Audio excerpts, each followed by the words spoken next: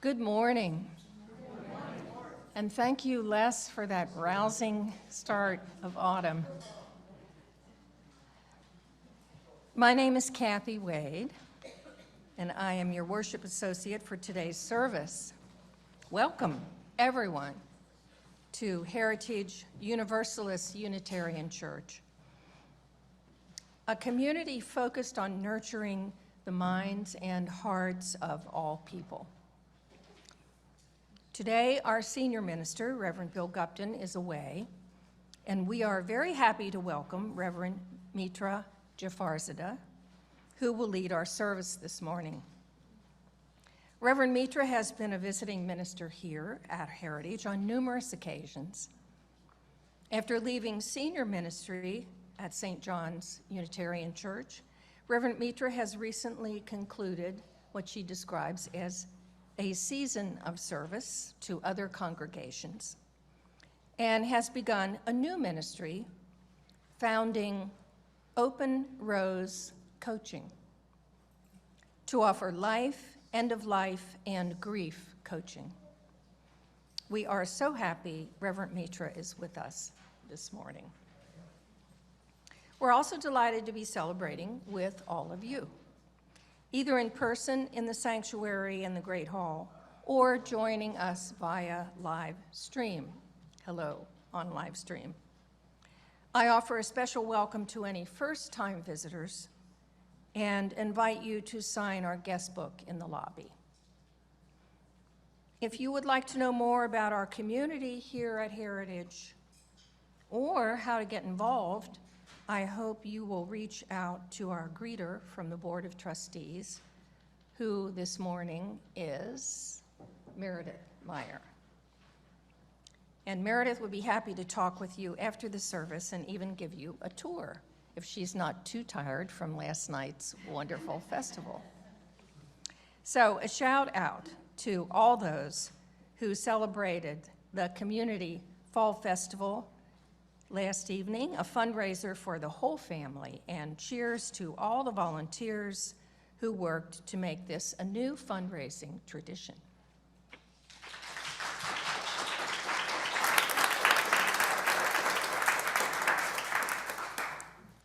Also, after today's service, you are invited to meet in the Great Hall for coffee and snacks and conversation.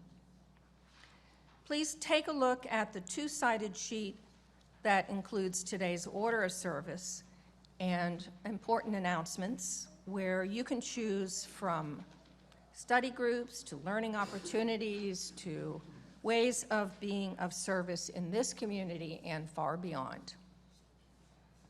One more invitation, those of you here in person, please do put your phones in airplane mode or turn off altogether, and that will avoid interfering with our internet system. Whether virtually or here in the sanctuary, we are very glad that you have joined us this morning. And now Reverend Mitra will call us to worship. Good morning. Good morning. Have you come here with heartbreak? Have you come here with joy? Have you come here feeling empty or feeling full? Have you come here bouncing off the walls with energy enough to share? Or have you come here because you knew you had to come to church this morning and you got yourself out of bed and you came to church this morning? I suspect a little bit is true of everybody who is here, but what matters is that we are here together.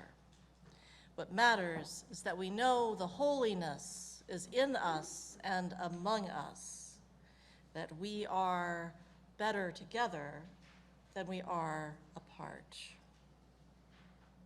Let us join our hearts together in worship this hour. We will have the opportunity to join our voices in song and our lives in service to that which we know is good. So come, let us worship, and let us begin by sanctifying this hour of worship with Juliet lighting our chalice.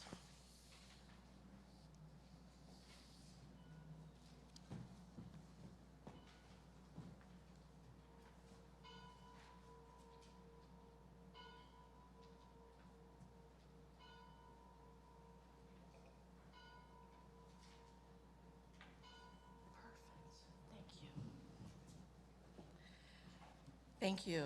Our opening hymn is number 75, The Harp at Nature's Advent. Please rise and body your spirit. And I am going to play through this one time. This is a song that we, to my knowledge, have not sung here before. It's got a beautiful lilting tune. I think you'll enjoy singing it. We're just doing the first 3 verses, but listen to the tune here.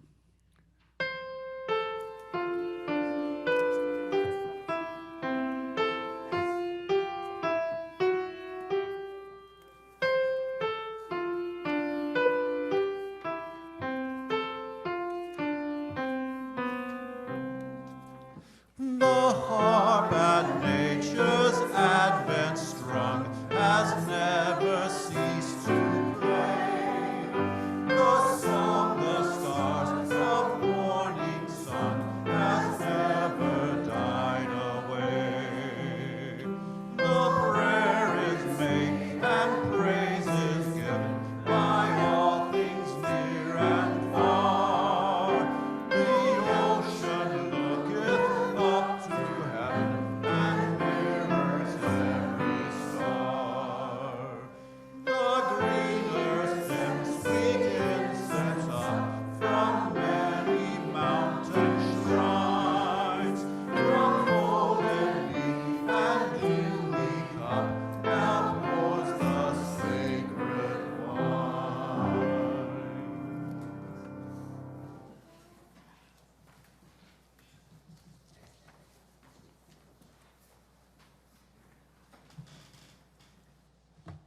Please join in reciting together our covenant. By this covenant, we affirm that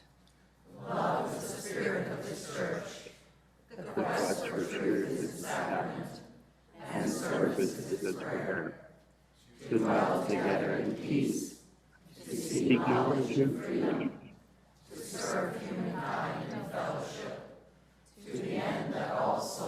shall go into harmony with the divine, thus do we covenant with each other. And now, as our young people and today's adult helpers leave the sanctuary, we'll sing them out with Go Now in Peace.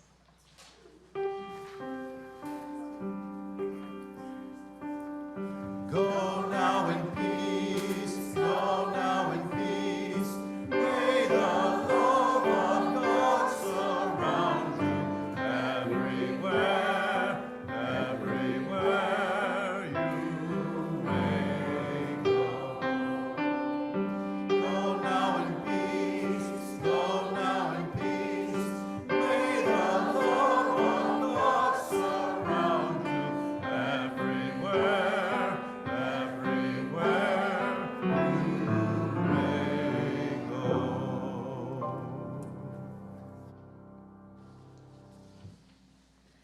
All right, I have a spontaneous, brief confession to make. I have taken up with the American Baptists. They're kind of fun. It's not my thing, it's not my tradition. This is my tradition, this is my thing. But they're kind of fun, and they're down the street, and they're giving me free office space, and they're really nice and lovely people. I enjoy being there where they speak of God freely. I forgot that if I came to the Universalist church, you could speak of God freely also. So thank you for that. That was kind of delightful and caught me off guard, which is always delightful. So there we go. Well, I came today to talk about art and seeing and believing. And another little confession, I am having some problems with my eyesight and it is diminishing. So I made a list of all the pieces of art that I want to see. And then I realized I'm never going to be able to see them. They are in very far away places, and thank goodness for the internet and other things. It's very good. My dad had the same problem. We thought he was going to go blind, but at the end of the day, we just got a very large TV. So it's okay. It's okay. Art fascinates me and always does. I was unpacking my library and disposing of it, and I was like, that can go, that can go, that can go. Oh, look, a book on women in art, that has to stay. That can go, that can go. Oh, look, a book on art in the Middle Ages, that has to stay. I had no idea. You don't notice until you go through the library of a lifetime that you have interests that you didn't know you have. It was another surprise to me, but I think that we all start out with some instinct for art. I think that people are wired for beauty and to respond to beauty. When you were a kid, someone put paint in front of you and a piece of paper, and you put your hands, they call it finger paint, but let's be real, you put your hands in that paint, and you smeared it all over the paper. And I bet if you just pause a moment, you can still remember the squishiness and how it felt. And you can still remember that particular smell. And the lucky among us had parents or grandmothers or aunts and uncles who took that masterpiece and hung it on the refrigerator. My mom literally framed our art and hung it in the hallway. Which means when you're 20 years old, you walk down the hallway and you're like, yeah, that's what I did when I was 7. But the point is, we all have an instinct for art and take joy in it. You were an artist, and some of us kept that. Who out here has kept that definition with regard to the visual arts? Painters, a little bit, somewhat? Go ahead, claim it. Get that hand up there. Yes, yes, kind of, yes. What about writing and poetry and, beautiful words? Yes? Excellent. What about making beautiful music? Excellent. What about gardening? Cooking? Sewing? Have I left anything out? Crafting, yes, yes. The instinct for creating and enjoying beauty is well with us, as it should be. As it should be.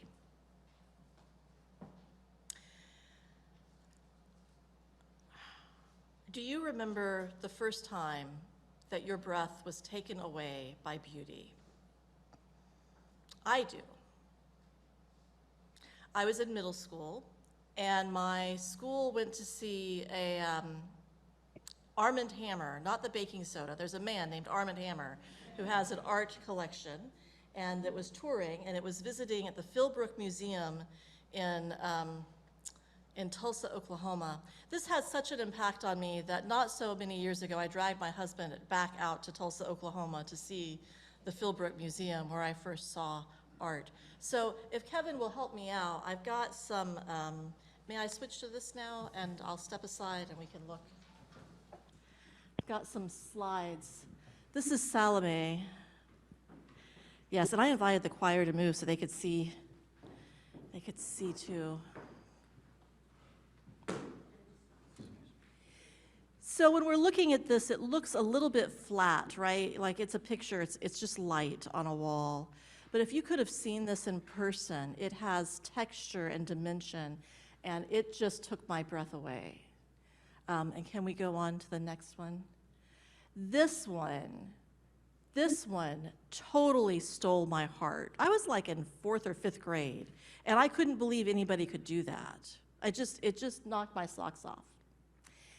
Sometime later, I was in DC, and there was an exhibit of Victorian art touring, and I came around the corner, and the way they had this stage was this picture was hanging on a free-floating wall. So when you rounded the corner, all you saw was Flaming June.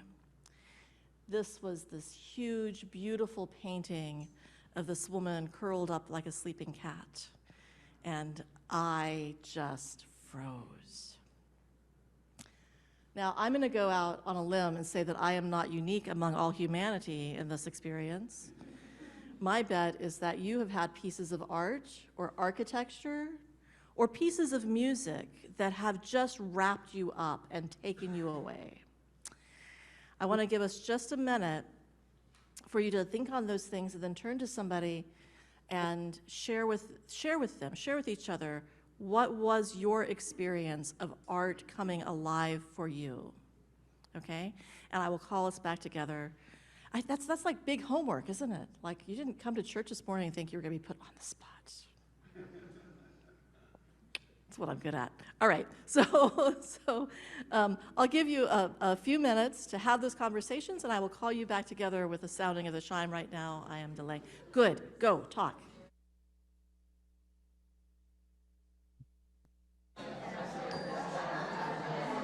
I unmuted it. So let me call us back together. If you haven't finished your conversations,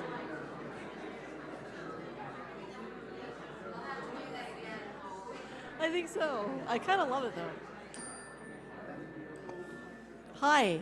So here's the thing. If this was a good conversation, I invite you to continue it and to like expand it and talk with more people.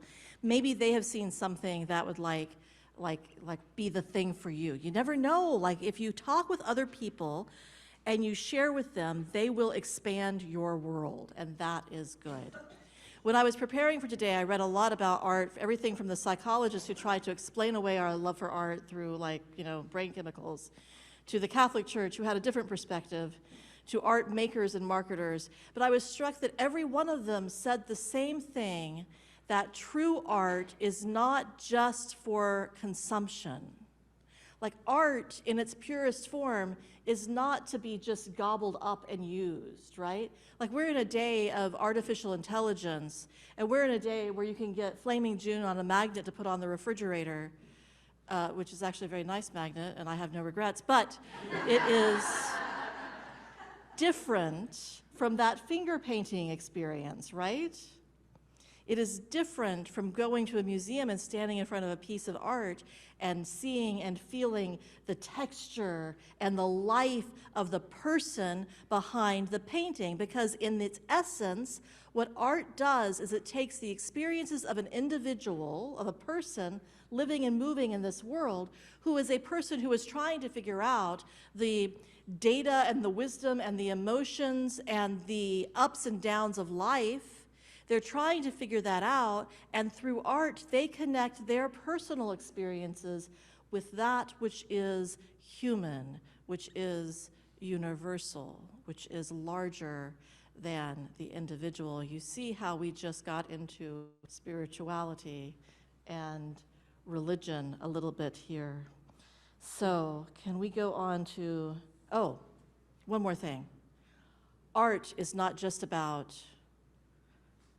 the individual. It has the ability to transform individual lives, but also societies, cultures. Think about Guernica. Think about that statue, the little girl they put up in front of that statue, that big bull. You know what I'm talking about? Think about the Black Lives Matter banners that were painted down streets and on walls. It's good. It's good. Art can be transformational and is deeply religious. I went to school a million years ago, and maybe interpretations have changed, but when I was in college, disclaimer, not an art historian, and we're about to do a couple thousand years of art history. So before you apply anything you think you learned here, please consult an actual art historian, and not just the woman with the microphone who likes pretty pictures. But this art, Lasso, and I think we've got more, do we have more cave paintings? Yeah. They were thought to have been about life and mystery and the sacred responsibility for taking a life to sustain life, and a community that invites people in through rites and rituals in caves where you descend and then you ascend. It's a theme. It comes up time to time in religion. But there you go. So we were doing this a long time ago. And you know what? Kevin said that this was a difficult picture to see, and it is. It's got lots of little things in it. And okay, so this is what happened. I went on sabbatical. I went to Romania. My dissertation plan fell apart. My translator abandoned me. I had nothing to do, but I was an American with a passport and a credit card, so I went to Bulgaria.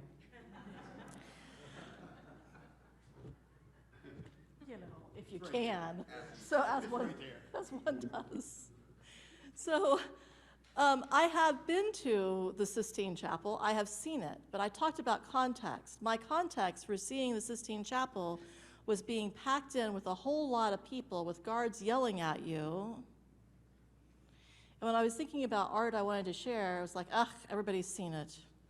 Also, it's small and far away. This, however, you can get up close and personal with, because nobody is celebrating the work of Pasha Rastam in the 1500s in an outstretched part of the Ottoman Empire, who was a Muslim guy who was building Christian churches because he kind of thought there should be room for the Christians as well as the Muslims. How can you tell? I told Kevin I was going to put this in here, and here I am talking about it. How can you tell it's a Christian church built by Muslims? Because when you go in the back, there's a little corner with a fountain so that you can perform the ritual washing before worship. How cool is that? So once upon a time, in the development of religion and history, again, not an art historian, not even a decent historian. So once upon a time, people didn't have access to the printed page. You couldn't pick up the sacred text and read it yourself. And the good news is the powers that be didn't want you to. They wanted to tell you what to believe through the art they supplied. So here you have, I love this because at the very top you have the dragons, which were symbols of rebirth. Apparently, that's what the guide told us. And you have the skull and crossbones, but you have the Gospels depicted below there. And can we go on? Again, this is painting in the church, but it's a little bit out of time because this is the Wheel of the Year. It was an image that was fading from use. So you don't find a whole lot of churches with the Wheel of the Year in it. So I kind of like that one. All right, let's go on. This was really cool. This is in Brașov in Romania. On the front of the pulpit, this is like a church with a wine glass pulpit, you know, where you go up the steps and you're hovering above people there. Can't move around, very, very awkward. On the front of the pulpit was like the Ten Commandments or something. On the back of the pulpit, where really only the pastor could see it, was this image of the call of Isaiah, where Isaiah says, I can't preach, I don't know anything. And an angel comes and touches his lips with coals, and he preaches. So this is like a little secret reminder for the preacher when they're going up to the pulpit. So I thought I would share that, yes. All right, let's move on. Okay, this is from Zanesville, Ohio that I took like a few weeks ago. After we had the printing press in Zanesville. Shall we move on? Just saying. Okay, let's go. Okay, and then what happened? And then we had the printing press, and then people got really happy with white paint.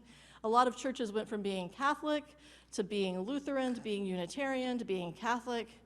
That's a very small slice of the history that I know because, raised Unitarian. But we're looking at here is a church in Romania, and I think we can go on and look at the next one too. Here you can see the remnants of the painting on the arch. That was the story of the wise and foolish virgins. And this whole thing would have been painted.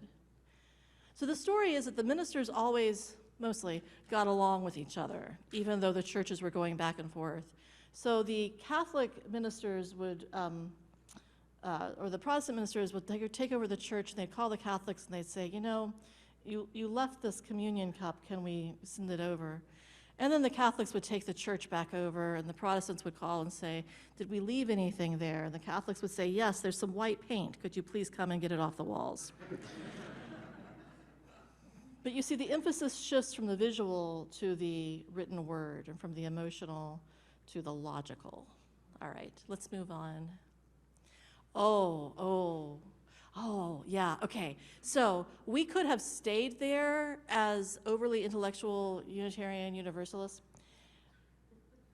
There was a saving grace moment in the Transcendentalists who came up and said, look at the world, see the world, engage with the world, be aware of your surroundings. I walked in this morning and I saw this. What is this? What is this beautiful window? You've got this window out here, which is a window out onto the world. There is no stained glass blocking your light. Frank Lloyd Wright typifies this movement of bringing architecture into relationship with nature. But I think if you look at mid-century modern homes, you see those plate glass windows.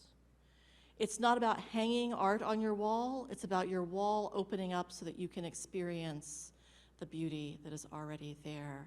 It is an invitation to live closer to the natural world.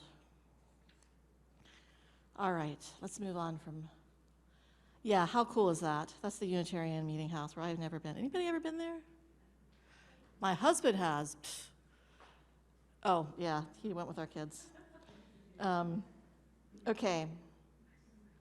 So there is really no doubt that the way we encounter art is dependent on time and place and culture, what is going on around us, right?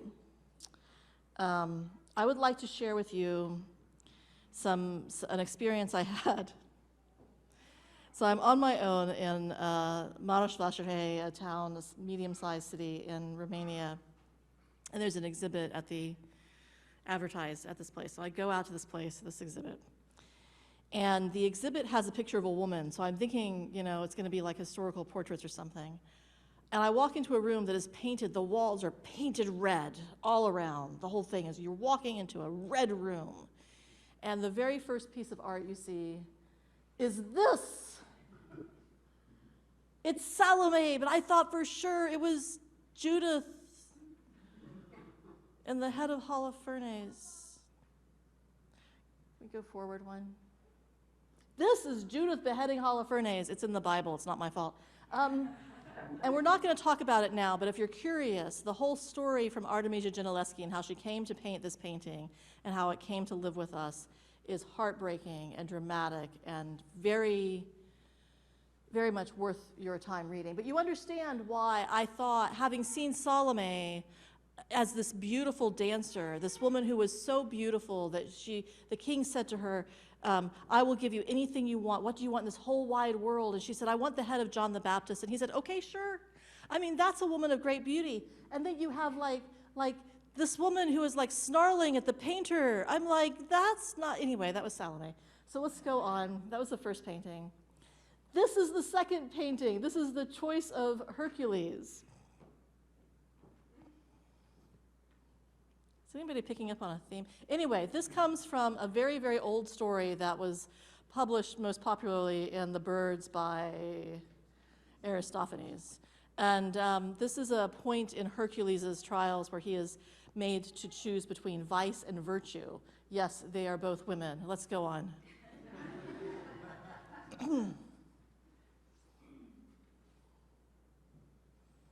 This is Crouched Woman. Go one more. This is the face of Crouched Woman. I had to write this down. This is what I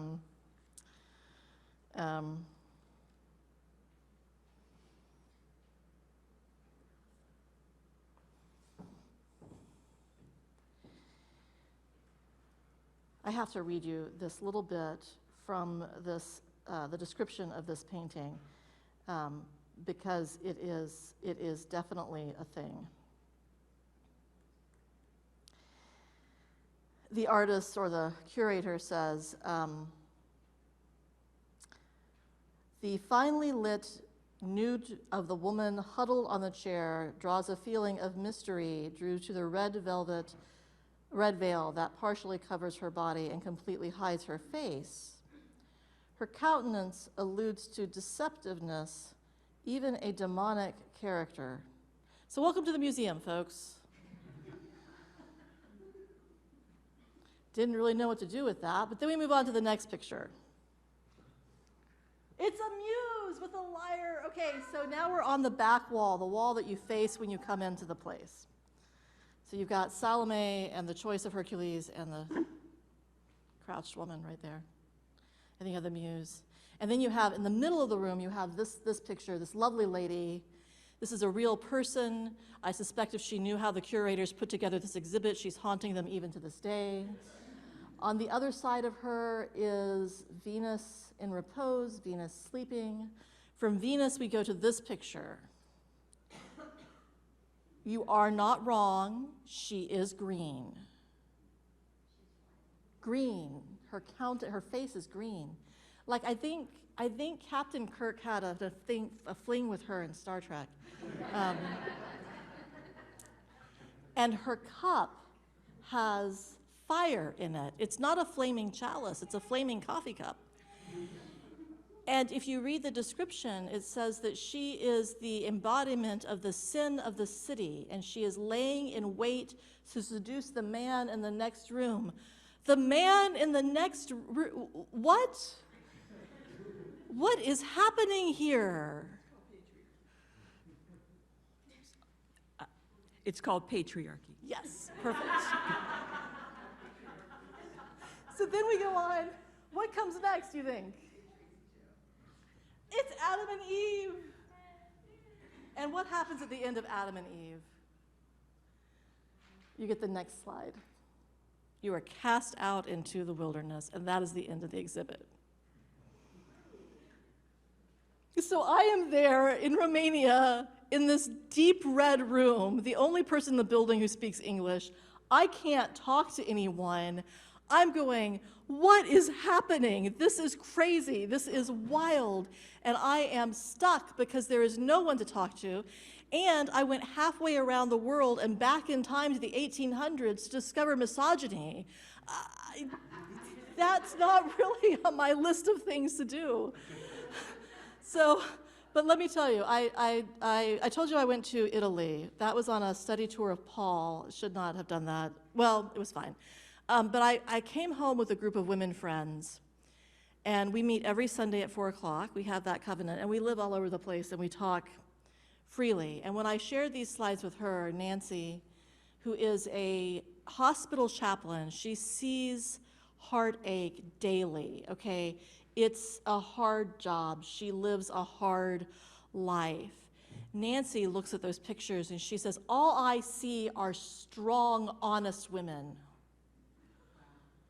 And I'm like, I love her. Because maybe she's right. Maybe she's 100% right and maybe I'm wrong. I love that. That's the advantage of being in conversation with people who are different from you. Like, I believe I'm right in all things, but I must be always aware that I could be entirely wrong. And you don't really find that out unless you are talking to people who are not exactly like you. Does that make sense? I love it. I love it. All right. I don't want to say too much about Siona Benjamin because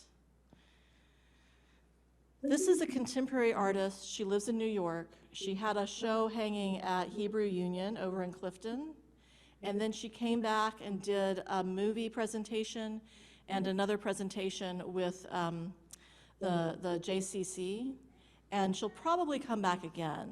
And I don't want to say too much about her because I told you I could be wrong about things.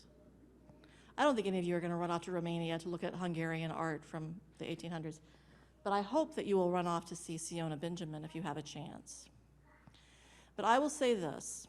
This woman was born to a Jewish community in India that's been there for like 2,000 years. She was raised in this context of Hindu-Muslim mix. She was educated at a Zoroastrian school, and she moved to America. In her self-portraits, she's always blue because she says blue is the color of other. And she tells us with her art what it is to be, I'm not sure if she's telling us what it is to be both here and there, or if she's telling us what it is to be neither here nor there. But she is sharing the wisdom of what it means to be between spaces and to hold those cultures all with respectful dignity within herself. This ad for Siona Benjamin, sorry. So I don't want to say too much, but I will say this. We have been through this arc of yourselves as creators. We've been through this story of spirit and art and church. And where are we now in this place as Universalist Unitarians, which assumes a personal responsibility for doing the work of making or uncovering meaning? You have the work to do to seek and serve the good. So what I'm asking you to do is to not be a consumer of art, gobbling it down. Don't go see Siona Benjamin and say, well, I've checked off my list of seeing someone who's different from me. I don't have to do anything about that. Seek out art of people who are different from you and entertain it with your brains, with all those data points, and with your hearts, and let them speak to you. Because we are better when we are in conversation with others. I want to share one more slide. I said I wasn't going to do too much, but I want to share one more slide. This is an image from her show that just broke my heart and revived me all at the same time. At the bottom of this is a 5-panel series about the Syrian refugees. And at the bottom of this panel, you will see a whale, and in the mouth of the whale is a mother and child. Where do we know the whale from? So often we tell the story of Jonah, that Jonah took a whale Uber to a nearby town, and that's what matters. But what matters is that, like that earlier picture of Isaiah, where God said, I call you to be a prophet, and say, no, no, no, not me, not me, not me. Like, what would you do if God said, I'm calling you to be a prophet. I'm calling you to go speak truth to power. I'm calling you to love the world down to your toes. We might think we want to say yes, but if the time came, that is scary business. And Jonah ran. He ran the other way. He tried to escape God, and God sent a whale to carry him to foreign shores where he might prophesy. So I looked at this and I thought, what if this is true? What if the refugees who land here are the prophets? And what if our work is to open our hearts and our minds and our ears and to be present to the truths that they bring, that we might be saved?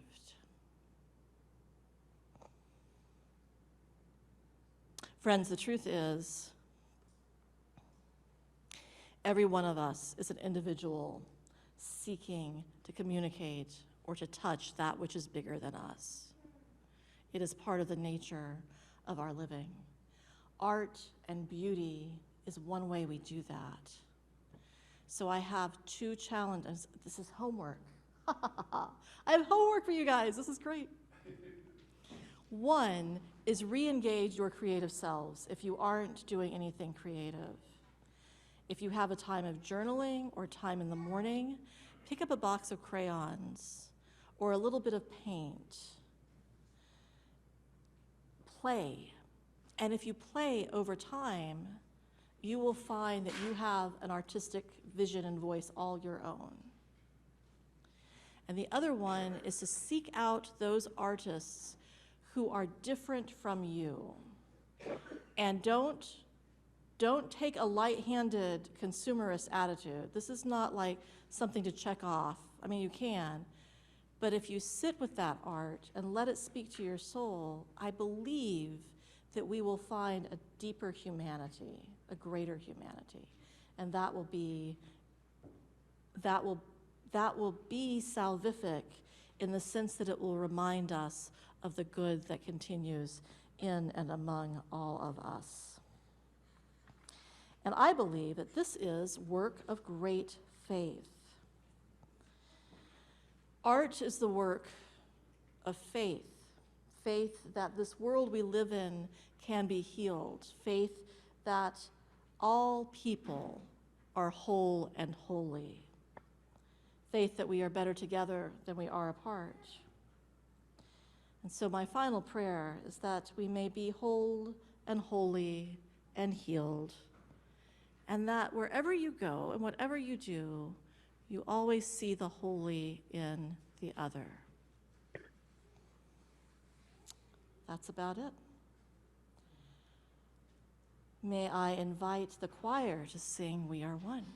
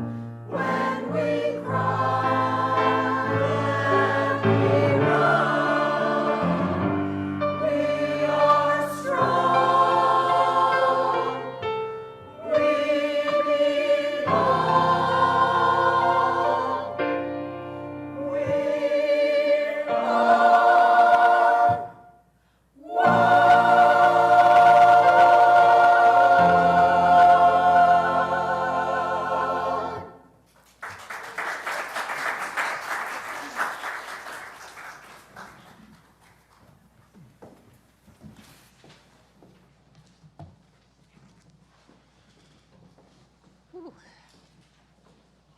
Talk about taking our breath away.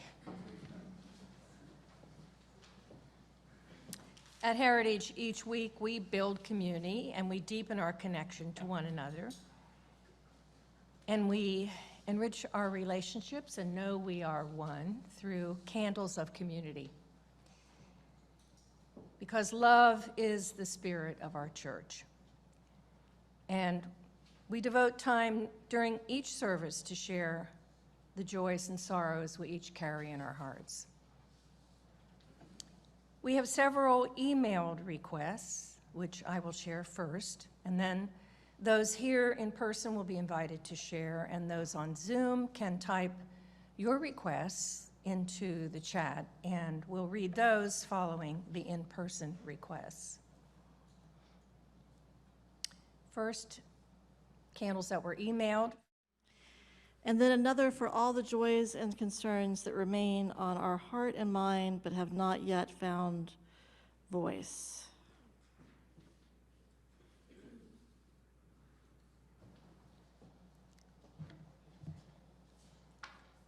And it's time for sharing our abundance. And as you know, each week is an outreach, and our offering this week will go to inter-parish ministry. Thank you, Bob, for the explanation on that. And as you know, IPM for many years has been fighting food insecurity throughout our area. And we continue to support their food pantry and the many other ways that IPM seeks to treat all people with dignity and helps our entire community thrive. So you can learn more and donate if you wish online at ipmfoodpantry.org. Your donations will be greatly appreciated.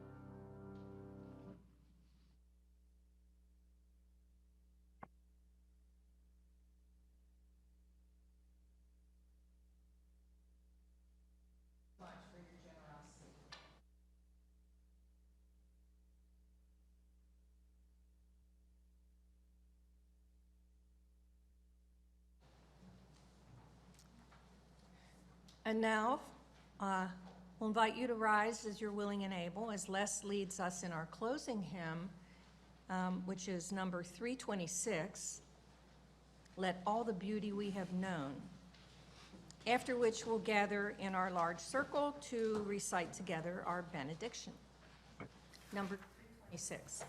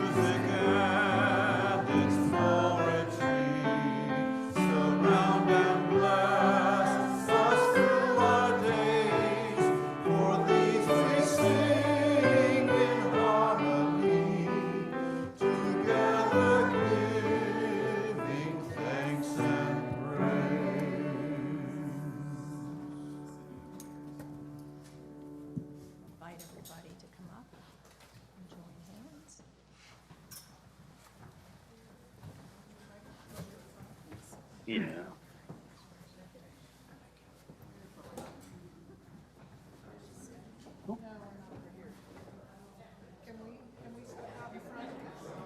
Step out in front. I just have to stay here. Yeah, I have to stay here for the mic.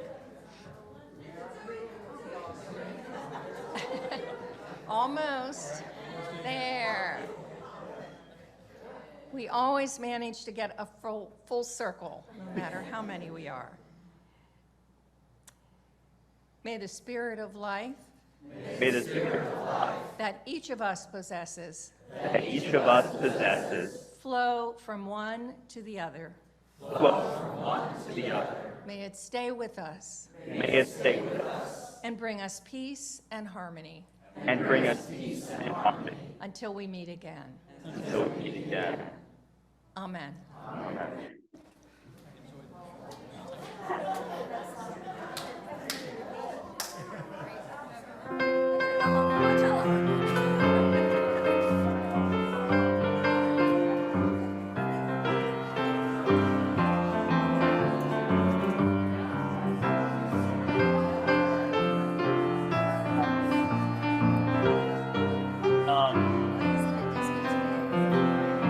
What was the video?